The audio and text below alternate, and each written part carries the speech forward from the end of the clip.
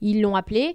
Et je pense que pour elle, ça a été une question de survie. Quelque part, elle a tout plaqué et elle s'est barrée, quoi. Il y a aussi beaucoup de choses qui sont sorties sur Internet et tout Oui. ça. On sait que Nicolas a essayé de reconquérir un peu Oui. Laura en off. Comment est-ce que toi, C'était dur, hein. tu l'as pris personnellement, en fait? Parce que c'est un peu compliqué. C'est un peu de c'était faire un dur. coup dans le dos. Aujourd'hui, un garçon qui fait de la télé, il est mis en avant, il a un caractère, bon comme les filles, attention, hein, mais c'est vrai que des fois, il faut qu'il redescende un petit peu et je pensais pas qu'ils allaient les diffuser d'ailleurs. D'accord, ok. Mais ils ont pas tout montré parce que je me suis énervée, on s'est un petit peu disputé. Je veux plus de ça parce que quelque part, je forme des gens à devenir des gens, des mauvaises personnes, quoi. Est-ce que la nouvelle génération, elle Oui. est plus compliquée Oui. à gérer que Oui. les anciens? Oui. C'est quoi Oui. le problème au final? C'est devenu l'argent facile. Après, on se C'est, dit, on rentre dans un milieu où voilà, on va plus c'est de galérer. ma faute, hein. Oui, voilà, Un c'est peu, ça. hein, Tu c'est de ma l'as fait faute. gagner Non, plein non, je d'argent. sais, c'est de ma donc, faute.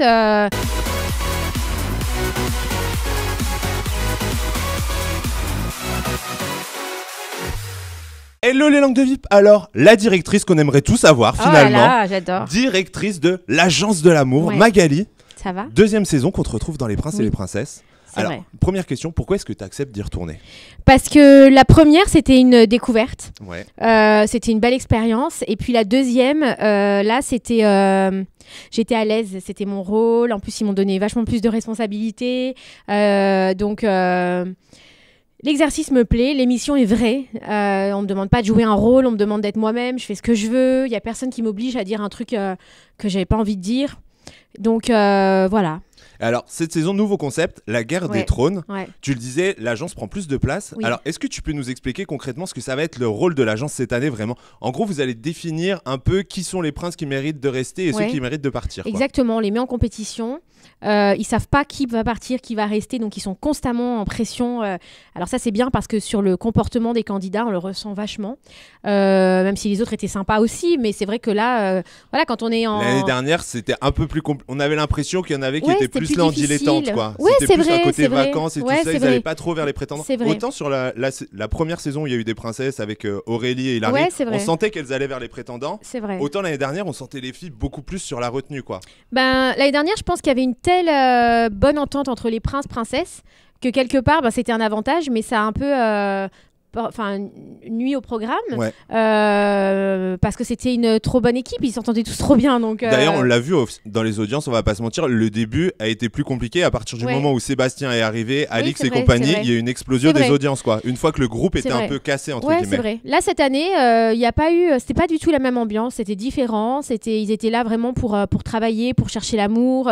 Il y a pas eu, enfin voilà, je vous laisserai découvrir le programme, mais c'était assez excitant de semaine en semaine, voilà. Et alors, le casting fait quand même beaucoup réagir les internautes, parce qu'on le sait, il y a Laura qui venait juste d'être célibataire. Mila, c'est pareil, elle venait juste d'être célibataire. Donc les gens se demandent un peu comment est-ce que le casting il est fait au final. Comment est-ce que c'est possible que voilà, t'es célibataire le lundi et au final tu pars le mercredi. Est-ce que tu peux nous expliquer un petit peu? Laura, je vais être honnête avec vous. Elle, bon, c'était inattendu. Elle était bien, elle était épanouie, elle était heureuse. Elle habitait avec Nico. Et puis, il y a eu ce problème voilà, que tout le monde connaît. Et je pense qu'elle avait besoin de partir. Quand la production a entendu que Laura était célibataire du jour au lendemain, effectivement, ils l'ont appelée. Et je pense que pour elle, ça a été... une question de survie, quelque part, elle a tout plaqué et elle s'est barrée, quoi. Ouais, elle avait besoin, en fait, de se changer concentrer d'air, sur quoi. elle-même, de penser à autre chose, d'essayer de vivre pour elle. Et je pense que c'est tombé pile poil, c'est ce qu'il lui fallait. Et alors, il y a une spécificité aussi avec toi, c'est-à-dire que autant les autres personnes de l'agence connaissent pas les candidats en dehors de l'émission, toi tu les connais. Oui. Donc, comment est-ce que tu vis un peu cette double casquette au final? Parce que ça doit pas être évident de se dire, voilà, t'as quand même une émission à créer, mais en même temps, t'as des gens que t'aimes foncièrement. Donc, comment est-ce que t'arrives à concilier les deux intérêts? En vrai, au début, c'était un petit peu difficile. Et puis cette année, je sais pas comment expliquer ça, mais ça s'est passé naturellement. Puis j'étais assez raccord avec la prod parce que des fois, quand la prod me consultait, me disait qu'est-ce que tu penses là? Parce que Ilan, ça, ou Seb, ça. Et je disais, ouais, c'est vrai. j'ai pas senti ce rôle de double casquette en vrai. Donc c'est ça qui fait que je suis à l'aise dans ce programme, c'est qu'on me demande pas d'être une autre personne, on me demande pas moi les candidats par exemple Laura ou Mila, elle se confie à moi. Par exemple, Mila, son histoire avec Moujdat, moi, je la vis avec elle en dehors du programme. Ça veut dire que je la connais, je sais comment elle le vit, je sais ce qui va pas. Et c'est vrai que la prod, je pense, recherchait ça. Ce côté, je vous connais, je sais, Mila, tu peux pas me mentir à moi parce que voilà. Et quelque part, il me demande pas de jouer un rôle supplémentaire puisque je fais déjà ça en dehors. Alors bien sûr, moi je suis pas, voilà, je vais pas lui trouver l'amour en dehors du programme, évidemment. Mais comme je la connais, je la conseille. Tu sais ce qui pourrait être bien pour elle au final. Exactement. Et on le voit dès le premier épisode en fait. Il suffit que tu te mettes assis à côté d'elle, elle se sent beaucoup plus en confiance. Et là, il y a les larmes qui montent et tout ça. Elles sont beaucoup plus ouvertes aussi. Oui, parce qu'on a une relation assez fusionnelle avec elle et avec Laura et Mila, c'est vrai qu'on s'entend super bien et je les connais. Et puis juste avant, je sais par quoi elles sont passées. Donc forcément, moi, quand elles pleurent, ça me touche encore plus parce que je sais que voilà, elle en souffre, quoi. Donc. Mais alors, quand tu as des candidates comme ça, comme Laura et Mila, où justement tu sais qu'il y a un ex qui est vraiment présent. D'ailleurs, c'était presque plus vraiment les princes de l'amour, mais les fantômes du passé, là. Au début, ouais. Qui reviennent beaucoup. Au début, c'est vrai. Comment est-ce que tu arrives à te projeter en fait dans le tournage en te disant oui, mais il y a forcément des prétendants qui vont leur plaire et tout ça, alors que tu sais que derrière, il y a un tellement lourd passif. Alors. Oui et non, parce que par exemple, Laura, quand elle est arrivée, elle était... alors, autant Mila, je l'ai sentie vraiment perdue. Ouais. Et autant Laura, elle avait envie de passer à autre chose, quoi. C'est-à-dire qu'elle est arrivée en voulant non, je veux quelqu'un d'autre, je veux plus. Et elle avait envie de s'ouvrir, donc je peux pas ne pas l'aider parce que c'est mon amie, c'est une personne que je respecte, avec qui je travaille, mais à la fois je respecte aussi Nicolas. Mais je sais que Nicolas, il a déconné. D'ailleurs, j'avais Nicolas très souvent au téléphone. Et voilà, c'est comme ça. De toute façon, il y a aussi beaucoup de choses qui sont sorties sur Internet et tout ça. On sait que Nicolas a essayé de reconquérir un peu Laura en off. Comment est-ce que toi, tu l'as pris personnellement en fait? Parce que c'est un peu compliqué, c'est un peu de faire un coup dans le dos entre guillemets, parce que voilà, elle est sur ton programme, lui il vient, il est par derrière entre guillemets un peu en snake, donc vous êtes obligé à un moment de l'inclure. Alors, moi ce qui compte c'est Laura. Ouais. C'est-à-dire que moi je fais pas en snake à la prod, ou moi à la prod ils le savent, que ce soit autant à Banijé, donc la production des Marseillais, ou Studio 89, la production des Princes. Moi ce qui compte c'est que Laura elle soit bien. Et qu'elle soit heureuse. Je me fiche qu'elle soit bien à droite ou à gauche, dans une prod ou dans une autre. Moi, ça ne m'intéresse pas. C'est pas mon travail. Je sais qu'elle est respectée, c'est ce qui compte, des deux prods. Mais si Nico, voilà, je laisse aussi Nico parce que je respecte aussi Nicolas et j'aime aussi Nicolas. Donc, mais moi, j'étais transparente avec la prod, ils le savaient. Et d'ailleurs, j'ai appelé la prod, je leur ai dit, voilà, il y a Nico... Il y a Nico, Banijé le savait, il y a Nico, quoi. D'accord. On n'a rien fait on n'a rien fait en traître, au contraire. Et d'ailleurs, ils ont pris sur eux aussi. Nico, il a pris sur lui aussi. Il a été très fort parce que ça a été très dur aussi pour lui, même si c'est lui qui a déconné à la base, ça a été très dur pour lui. Et il a été très respectueux de sa production. Et voilà, tout le monde savait quand il est venu, parce même en plus, il est né là, entre guillemets. Il est né dans ce programme, quoi. Vrai. Il est né dans ce programme. Beaucoup sont nés dans ce programme. Oui, c'est ça, quoi. Beaucoup, hein. Quand tu revois les premières images de Mila et tout ça. Complètement. Beaucoup sont nés dans ce programme. On avait presque oublié, quoi. Oui, c'est vrai. Et alors, bon, on a beaucoup parlé des filles. Et chez les garçons, alors, toi qui es féministe et tout ça, à fond la caisse. Quand t'as des Guirado, quand t'as des Ilan et tout, est-ce que la règle, en fait, des trônes, de la guerre des trônes, ça aide pas un peu aussi le fait de... Faites attention aux filles quand même, les gars. Déconnez pas trop. Bien sûr. Ça les met en danger et je pense que c'est des garçons... aujourd'hui, un garçon qui fait de la télé, il est mis en avant, il a un caractère, bon, comme les filles, attention, hein, mais c'est vrai que des fois, il faut qu'ils redescendent un petit peu et la guerre des trônes, ça les a permis, mais ça leur a fait du bien aussi. Hein. C'est-à-dire que même eux, hein, ils étaient stressés, mais quelque part, vous savez, la rigueur... dans la vie, et le fait de se sentir tout le temps en danger, de se sentir tout le temps sous pression, quelque part c'est ce qui fait que on se donne toujours à fond, qu'on lâche rien, et ça fait partie aussi de l'éducation, ça fait partie aussi de tout ça. Donc je trouve ça bien, moi, de les mettre en danger pour eux-mêmes, c'est-à-dire que dans leur intérêt à eux, comme dans l'intérêt du programme et dans l'intérêt du public et dans l'intérêt des prétendantes. Oui, c'est sûr. Voilà. Et alors comment ça se passe après les prochains princes qui vont intégrer? Donc on le sait, on le voit déjà dans les images, Sébastien va très vite arriver. Comment est-ce que tu gères en sachant que par exemple, voilà, Ilan et Sébastien, ça va être très très compliqué. Parce que voilà, c'est une histoire qui prend du temps, qui qui a du mal à se régler, c'est 2 showman en plus, donc ça empire les choses. Comment est-ce que toi, comment est-ce que tu imagines que tu vas pouvoir gérer ça, quoi? Est-ce que tu as des appréhensions particulières à certaines arrivées? Oui, j'ai peur que ça déborde, des fois. J'ai peur que ça déborde. Après, ils doivent bien se comporter, même s'ils se clashent. Des fois, par exemple, les clashs sur les réseaux sociaux. Moi, j'en ai parlé à Ilan et à Seb, même avant qu'ils rentrent dans le programme. Il faut faire attention. Il faut faire attention parce que c'est pas l'image qu'il faut donner. Il faut donner une bonne image. Il faut montrer aux jeunes que voilà, on peut se disputer, on peut ne pas s'aimer, on peut avoir des hauts et des bas. Ça crie, on le sait, mais il y a des limites à pas dépasser. Il y a toujours du respect à avoir. Et il faut avoir du respect pour l'être humain, de toute manière, quoi qu'il se passe. Donc après, je pense que cette année, on a eu un casting qu'il a plus ou moins compris parce que ça va crier, etc. Mais voilà, ça va. On a eu des gens intelligents. Mais sinon, moi, je suis contre la violence de toute manière. Oui, bien sûr. Voilà. Et après, alors, dans les prétendants, on voit, il y en a déjà un qui se démarque le premier épisode, là, Léo. Ah ouais. On voit, il essaye de te passer la main dans le dos. Alors, j'ai vu que tu n'avais pas vu les images, en fait. Tu l'as découvert au moment de la diffusion. Je m'en souviens très bien. Je pensais pas qu'ils allaient les diffuser d'ailleurs. D'accord, ok. Mais ils n'ont pas tout montré parce que je me suis énervée. On s'est un petit peu disputé. Parce qu'effectivement, j'ai trouvé ça hyper déplacé. Tout le monde a bien réagi. Vous verrez dans l'épisode, je pense, après. Mais ouais, des fois, non. Il y a des choses... Est-ce que c'est compliqué? Est-ce que la nouvelle génération, elle est plus compliquée à gérer que les anciens? Oui. C'est quoi le problème au final? C'est devenu l'argent facile. Après, on se dit, on rentre dans un milieu où voilà, on va plus galérer. C'est de ma faute, hein. Oui, voilà, c'est ça. Tu leur fait gagner plein d'argent. Non, je sais, c'est de ma faute. Les anciens, ils ont découvert. En fait, les anciens, ils ont connu le avant Sean Evans et le après Sean Evans. Alors, Sean Evans ou d'autres agences, mais moi, je parle des miens. Ils ont.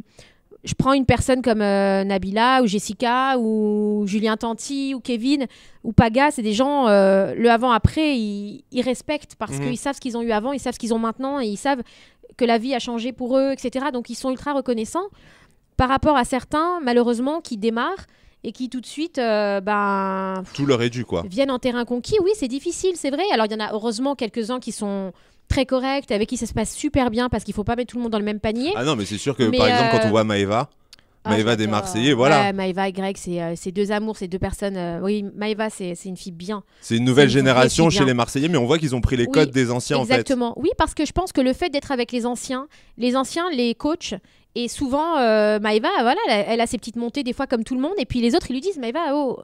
Et elle écoute parce qu'elle est encadrée et elle est entourée donc de gens sensés. Donc du coup, ça se passe bien. Mais c'est vrai que moi, là, j'ai récupéré par exemple des candidats d'une émission, pas celle-là, une autre, où tout un casting était nouveau, des nouvelles personnalités de télé-réalité. C'était dur. Ça a été dur parce que j'ai pas... c'est pas la même chose que quand j'ai démarré où on faisait tous on était contents tous les mois, ça augmentait, on vivait un challenge, on vivait une nouvelle vie, c'était beau. Et là, c'est... Mais inversement, c'est pas aussi un peu un miroir aux alouettes parce que maintenant, voilà, on le sait, c'est quand même de plus en plus difficile de gagner sa vie. Il y a les très gros qui s'en sortent bien, mais au final, les petits, il y a un moment, il faut aussi peut-être leur dire d'arrêter de rêver et que c'est pas si rose que ça, quoi. Aujourd'hui, moi, par exemple, je vais donner un exemple très bête, mais c'est la vérité. L'année dernière, j'avais signé quasiment 80% du casting des prétendantes. Ouais. Là, cette année, pour l'instant, non, j'en ai signé 2. Je suis pas allée voir les autres. Je les laisse faire leur propre expérience. Je les laisse monter. Je les laisse apprendre. Alors peut-être que quelqu'un d'autre les signera. C'est pas grave. Mais moi, je veux plus ni me rendre malade, moi, ni qui croit que c'est acquis. J'ai fait 15 jours de télé. Ça y est, c'est fait, c'est gagné. Je veux plus de ça parce que quelque part, je forme des gens à devenir des gens... des mauvaises personnes, quoi. Donc, du coup, je préfère les laisser vivre leur propre expérience, être là s'ils ont besoin, je réponds à leurs demandes, etc. Mais je les laisse avancer. D'accord. Parce que je veux pas qu'ils croient que parce qu'ils font de la télé, moi j'en ai eu certains l'année dernière, par exemple, ils ont fait de la télé, et puis au bout de... Ils ont tout arrêté, quoi. Ils ont fait 15 jours de télé, ils ont arrêté leur boulot à côté, ils ont arrêté ça, ils ont arrêté ça. Et moi j'aurais dit, mais tu peux pas arrêter de travailler, c'est pas possible. Ah oui, non, mais c'est ça, c'est pas... Surtout pour un prétendant qui s'en sort, il y en a 10 qui disparaissent, quoi. Prétendant ou autre émission, hein, c'est pas... Voilà, donc chaque chose en son temps, il faut laisser le temps faire les choses, faut travailler, faut se donner, c'est pas gagné, rien n'est acquis. Aujourd'hui... Non, j'ai des gens qui me respectent. Par exemple, je prends, voilà, j'ai Nabila, Jessica, Manon, Julien, qui sont des amours et qui sont respectueux. Et c'est vrai que pour moi, c'est difficile à vivre et à comprendre. Ouais. Et alors, ce serait quoi ton conseil à la nouvelle génération alors? À ceux qui sont devant l'écran en train de nous regarder, qui se disent, parce qu'il y en a plein des jeunes qui veulent faire de la télé. Mais alors, c'est quoi tes conseils? En fait, travailler. Croyez en vos rêves, tout ça, ça peut arriver, mais putain, travaillez parce que ça arrive pas en 2 jours, ça arrive pas facilement, ça arrive à une minorité, et puis lâchez rien, mais en soi, ne lâchez pas votre boulot aussi, ne lâchez pas votre vie, ne croyez pas que c'est acquis, c'est pas parce qu'on fait 15 jours de télé qu'on est une star, c'est pas parce que, voilà, non, c'est pas ça la vie. Maintenant, au bout de 15 jours, vous êtes même plus signé chez MAG, donc on s'entend. Non, mais c'est mieux pour tout le monde parce que c'est mieux pour tout le monde. Oui, c'est plus qualitatif pour eux, pour nous. Et puis, je veux qu'ils vivent leur propre expérience. Je veux que voilà, ils se donnent le temps et qu'ils ne croient pas que c'est un dû. Moi, moi j'ai des jeunes filles qui m'ont écrit des SMS.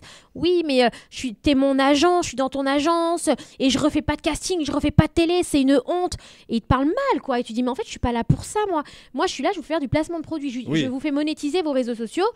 Donc, si tu travailles, t'intéresses les marques. Et puis, il faut que les prods aussi aient envie de te revoir. Oui, voilà, je veux dire, c'est sûr que quand tu parles comme ça à quelqu'un, la prod, elle a pas envie de te revoir, ma chérie.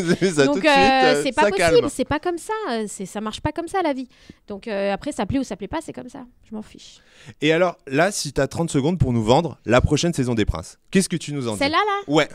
Alors, c'est un casting de dingue. Franchement, des candidats au top, drôles. Là, j'ai vu le premier épisode, je me suis fendue en deux, très bien monté, très bien raconté. Il n'y a pas eu de. J'ai vu les gens que j'ai vus sur le tournage, j'ai pas vu du fake. Et puis du suspense et de la pression. Et de la tension, ça c'est cool. Bon voilà, les langues de vie, voilà. Je pense que c'est super bien vendu. On peut clôturer l'interview, On vous donne rendez-vous sur W9 pour les princes et les princesses de l'amour, déjà la saison 7. Et alors, juste dernière question, la saison 8, tu la signerais? Si c'est... Pourquoi pas? Et qu'est-ce que tu y apportes de nouveau? Qu'est-ce que j'y apporte de nouveau? Là. Ouais, je me challenge là, putain. Moi, je remettrais... Alors ça, je l'ai dit à la prod depuis longtemps. Mais j'ai adoré et tout le monde me parle de des premières saisons où il y avait les princes, tu sais. Les séducteurs et les atypiques. Ouais, les atypiques. Les atypiques. Je remettrais, Anthony Léricos, quoi. Ouais, mais je trouve que Anthony, il a apporté quelque chose de génial au programme, vous allez le voir. Donc toi, tu rescinderais le casting pour faire revenir plus de personnalités atypiques, quoi. Pourquoi? Parce que c'est des gens, en vrai, les gens atypiques aussi, c'est des gens atypiques, mais c'est des gens normaux, en vrai, de tous les jours. Oui, c'est ça, quoi. Et les gens s'identifient à eux. Anthony, il a un succès de dingue. Ah oui, donc, non, mais c'est clair. C'est ouf. Donc, du coup, voilà, plus d'atypiques. Voilà, voilà, vous savez même ce qui vous attend certainement sur la saison 8, plus d'atypiques. Alors, je vous dis à très vite. Ciao, ciao. Merci.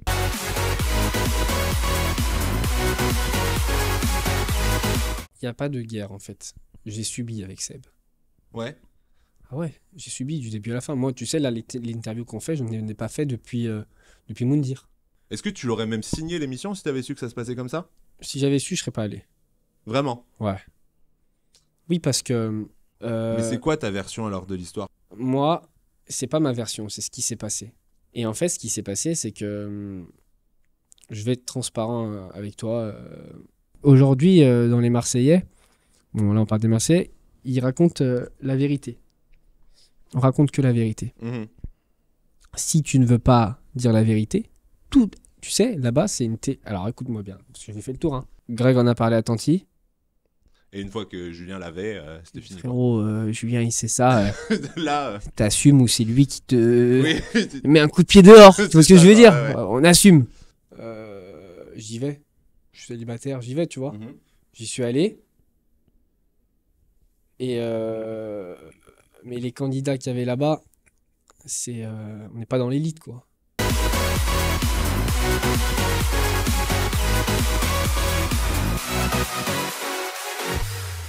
C'est ça que j'aime pas sur les réseaux sociaux, les pseudo-blogueurs.